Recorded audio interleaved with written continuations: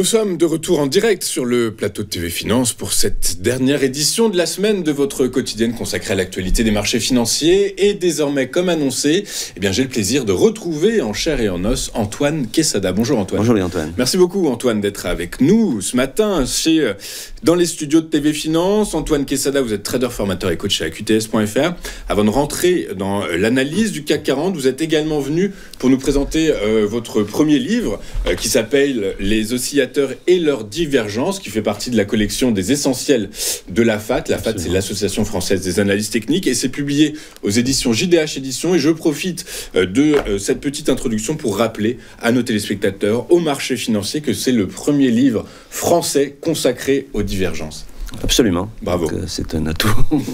Et vous savez à quel point c'est un domaine qui me tient à cœur. Et qu'est-ce qu'on trouve dans votre livre, Antoine ? Alors, dans ce livre, évidemment, donc c'est le 6e volume sur les 10 à venir dans cette collection. Donc, on y trouve évidemment mes connaissances dans le domaine des oscillateurs et surtout des divergences sur oscillateurs. Les oscillateurs étant des indicateurs techniques, en fait. Moi, vous avez vu que j'utilise un stochastique, un RSI.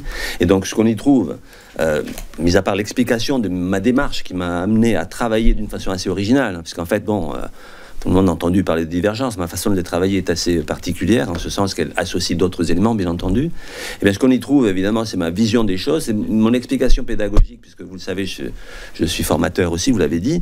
Donc, j'aime énormément exploiter les connaissances de la vie, l'expérience de la vie pour expliquer de façon métaphorique.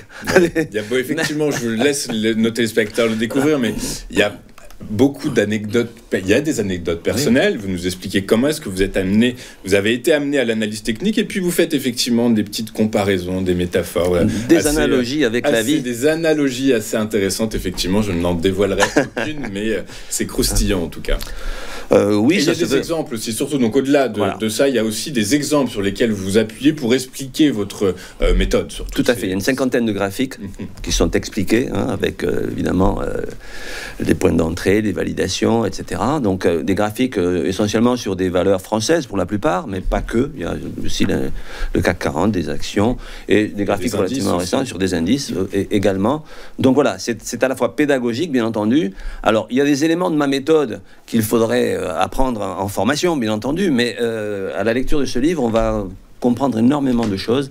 Et puis il y a certaines phrases, et vous l'avez laissé entendre, indépendamment des métaphores, il y a certaines phrases qui en disent assez long, il faut le lire attentivement. J'ai pris beaucoup de soin à le rédiger, parce que je considère que c'est très sérieux, cette activité.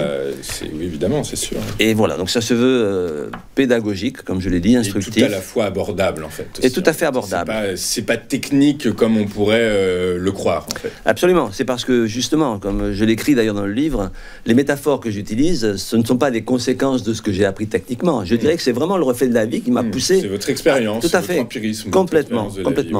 Et c'est ce qui rend donc ce livre parfaitement accessible à des débutants, évidemment aussi à des gens un peu plus expérimentés. Et ça vient, comme je l'ai dit, à agrémenter cette collection qui permet de faire le tour de toute l'analyse technique.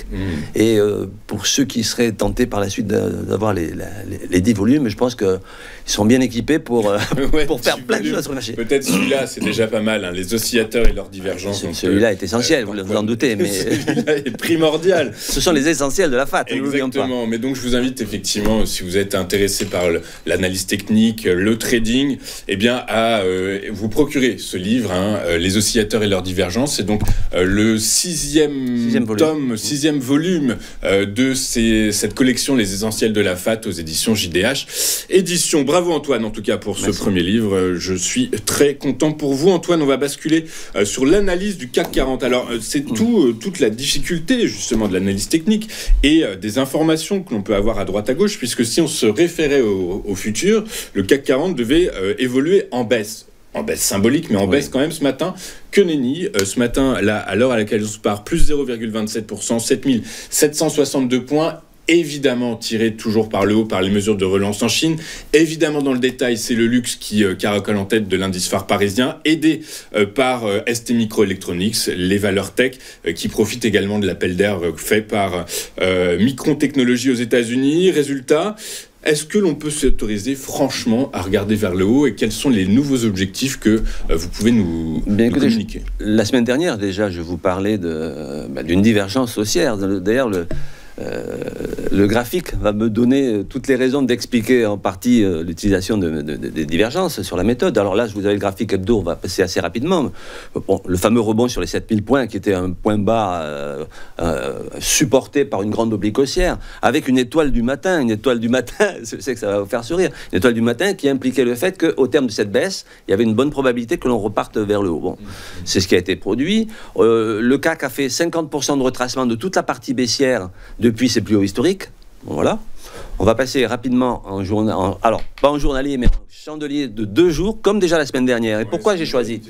Mais pourquoi je l'ai choisi ? Parce que justement, c'est sur cette unité de temps-là qu'il apparaît une divergence haussière. C'est le segment en rouge qui est baissier, donc sous la courbe des prix, donc sous les chandeliers, alors que sous l'indicateur, le stochastique lissé 1435, vous avez donc à la verticale du cours, un segment qui monte, lui. Donc il y a une divergence. C'est comme si on décelait une anomalie dans le comportement. En principe, les indicateurs suivent les cours. Là, par moment, ils suivent les cours, mais avec une amplitude moindre. C'est ce qui permet donc de voir cette divergence. Cette divergence, c'est laissé entendre qu'on avait sans doute tapé un point bas et que probablement on allait rebondir. Alors moi, je considère qu'on l'a validé. On l'a validé à la mi-août en clôture au-dessus de la moyenne mobile 20. En fait, ça, c'est ma façon à moi de mes signaux. Donc, à ce moment-là, il y avait de bonnes chances qu'en tout cas on ait fait un plus bas, un plus bas, le CAC rebondisse. Absolument.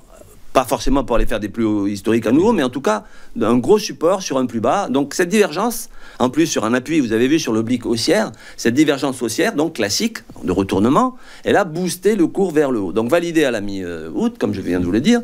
Et donc là, je vous l'ai mis en deux jours, parce qu'effectivement c'est sur les 2 jours que je la trouve. La semaine dernière déjà, je vous ai parlé de cette figure de retournement, elle aussi. Vous voyez, il y a une concordance de facteurs. Il y a un faisceau d'indicateurs qui disent la même chose. Une divergence haussière classique de retournement avec une figure en épaule, tête-épaule inversée, qui est une figure de retournement à la hausse également, dont la ligne de coup, ça il faut surtout pas négliger ça, parce qu'en fait on est tenté, ça vous fait sourire, mais ça corrobore les fondamentaux. Mais le graphique déjà les graphiques étaient déjà en construction, vous voyez, avant la validation par les fondamentaux, etc. Et là maintenant, effectivement, on voit une parfaite concordance entre les fondamentaux, on vient de parler de la Chine, effectivement, et la validation de cette figure, dont on pouvait penser, j'en ai parlé vendredi dernier, qu'elle allait peut-être se valider déjà le lundi ou mardi. Rappelez-vous, j'avais dit ça, mais en fait, le signal était la clôture au-dessus de la ligne de coup. La ligne de coup, c'est la ligne en bleu ici qui passe par les points hauts de cette figure. Et je vous avais dit plus précisément qu'il faudrait clôturer au-dessus des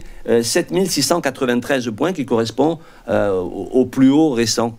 Et là, on est en train effectivement de franchir non seulement cette ligne de coup, qui permet donc de valider cette figure de retournement à la hausse, et on va très certainement clôturer aujourd'hui, puisque bon... Et donc, Antoine, je vous coupe du coup par la force des choses. Le nouvel objectif que vous pouvez nous communiquer, c'est les 8024 points. Alors voilà, le graphique, je n'ai rien touché au graphique, puisque la structure du graphique, déjà la semaine dernière, est parfaitement cohérente. Hein, c'est comme un plan d'architecte. On n'a pas à le retoucher, sauf s'il y avait une anomalie. Et à ce moment-là, on s'adapte. Hein, on n'est pas fou.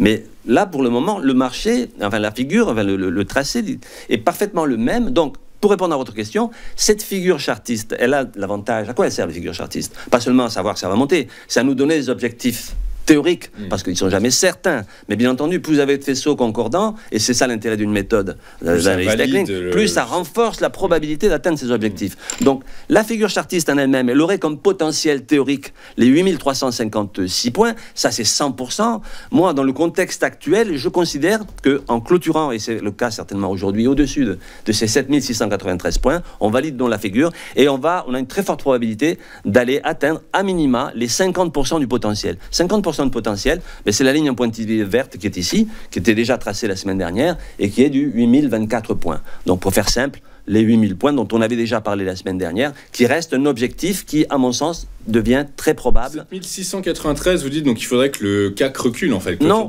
la clôture déjà aujourd'hui, non, clôture au-dessus, non, pas du tout. Bah, on était à 7742 hier. J'ai dit 7693, pardon, j'ai dit une bêtise. 7693. En fait, sur les graphiques, vous avez 7692, mais la mèche de la bougie la plus haute, c'est 7693, exactement. Hein. Donc là, on on est 50 points au-dessus. Il me paraît très peu probable qu'on clôture en dessous aujourd'hui. Et d'ailleurs, ça n'invaliderait pas la figure pour le moment. Parce que, vous voyez, elle ne s'est pas validée lundi comme on pouvait l'espérer.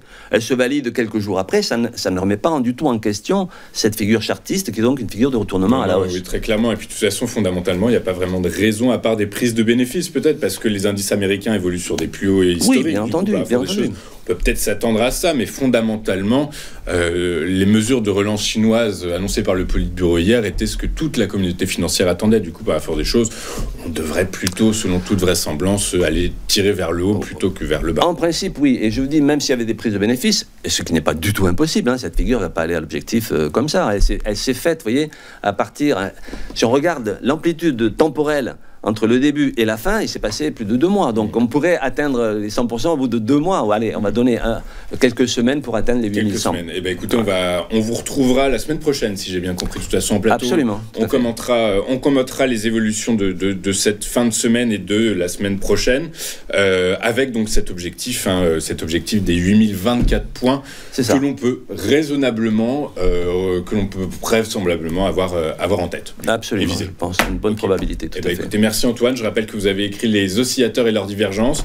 C'est le 6e volume des 10 volumes attendus par cette collection, Les Essentiels de la FAT, aux éditions JDH Éditions. Merci Antoine. Merci. On marque une courte page de publicité et juste après, nous retrouverons Éric Galliègue et son point stratégique. À tout de suite sur Téléfinance.